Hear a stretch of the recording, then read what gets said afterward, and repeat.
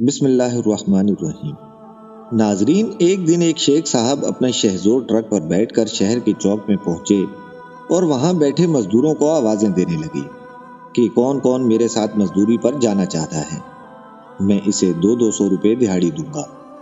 پہل تو لوگ شیخ صاحب پر خوب ہنسے، پھر اسے سمجھانے کے لیے اٹھ کھڑے ہوئے کہ جناب والا، آج کل مزدور کی دہاڑی 500 روپے سے کم نہیں ہے، کیوں آپ ظلم کرنے پر تلے ہوئے ہیں؟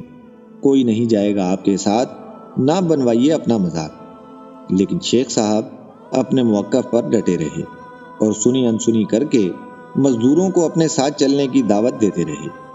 شور کچھ کم ہوا تو بہت سارے مزدور تھک کر واپس جا بیٹھے تو 3 ناتواں قسم کے بوڑھے مزدور، جن کے چہروں سے ہی تنگ دستی اور مجبوری عیاں تھی، شیخ صاحب کی گاڑی میں آ کر بیٹھ گئے اور بولے، شیخ صاحب چلیے ہم کرتے ہیں آپ کی مزدوری۔ اس بے روزگاری سے تو بہتر ہے کہ آپ کے پاس مزدوری کر کے کچھ کما لیں اور گھر کے لیے دال روٹی بنا جائیں۔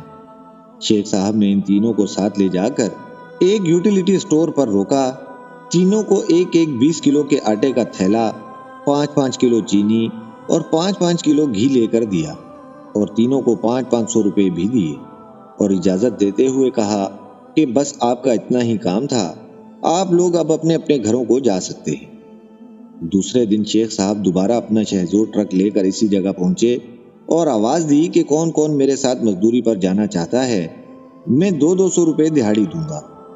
مزدور تو گویا تیار ہی بیٹھے تھے، سب سے پہلے چڑھنے کے لیے ایک دوسرے سے لڑتے جھگڑتے سب کے سب ٹرک پر سوار ہو گئے۔